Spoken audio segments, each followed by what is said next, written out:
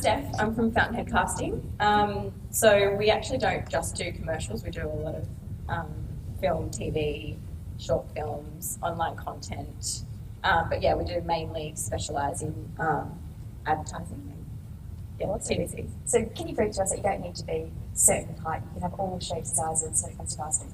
Yeah, for commercials, it doesn't really matter unless we've been given a high restriction from the client. So yeah, for majority of the commercials, there is no restriction. So on average, how many people do you get into one casting? Depending on how many roles, it can be, you know, if it's just one role, it could be 15 people, so not very many. If it's a whole campaign and there are 50 roles, like I just did a massive one for Woolworths, and yeah, there were close to 60 roles and we saw over 500 people for that. So. Wow, and when it comes to recruiting people, do you prefer them to be an agency or freelance? It depends what the brief asks of us. Yeah. So what's an example of a brief you get? So say, what have I done? Let's do, say, McDonald's or something. All right, well, I'll actually say KFC because I do every single KFC TVC. So KFC are looking for girls and guys in their late teens, early 20s, right up to early to mid 30s. And they do ask for attractive model types, which is who we bring in. Yeah. Traditionally, they do like the commercial model, so okay. They like the beach babes and the. Awesome. So when they come in for a casting, what do you cringe about if they come in with heels? You're like, oh gosh, this is a bit. Or yeah, I guess the best advice when you're coming to a casting is to read the script and read the brief and see what situation you are in. Majority of the character. Yeah, you've got to come in dressed the part because you know. The first impression always counts. When that camera starts rolling, they're seeing what you're wearing, they're seeing your makeup, they're seeing everything.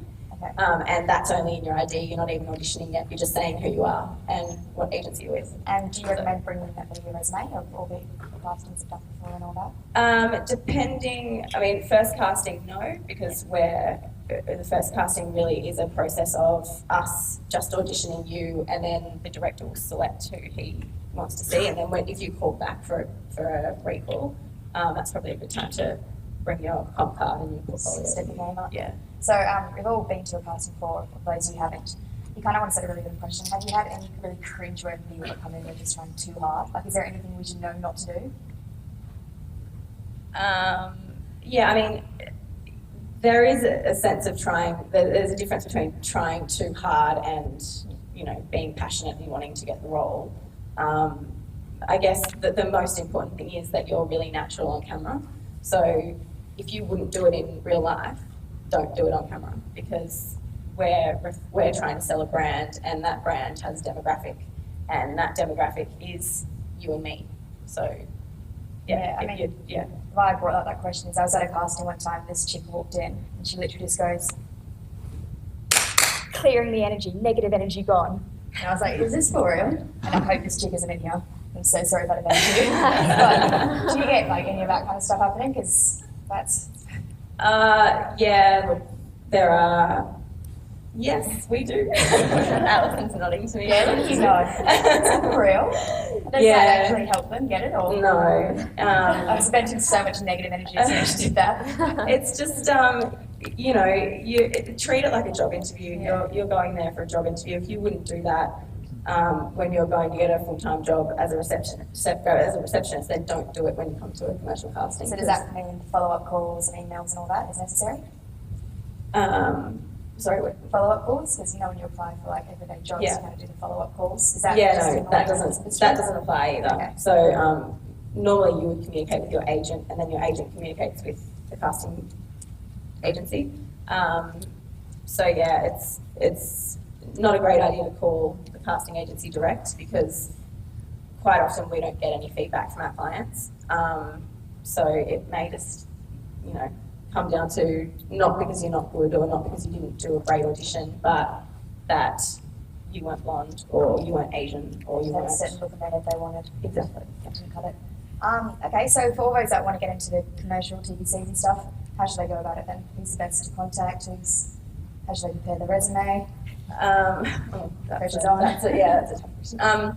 So the first step, I guess, is to get an agent, because it will benefit you, because they're getting briefs from every single casting agency, not only casting agencies, but production companies that are doing casting with low budgets in-house, also through advertising agencies that do it as well in-house. So they're seeing every single brief from everyone, not just, you know, who you're seeing on Star Now or whatever. And these castings have budgets, they are paid. So yeah, get yourself an agent. I think the other stuff's been said, you know, get your headshots done. Get it all I ready to go. heard Prince Studios be mentioned somewhere. They're awesome. Yeah. Well, all right, we've pretty much said it all. I mean, everyone can help themselves now with that information. So thanks for your insight. Thank you.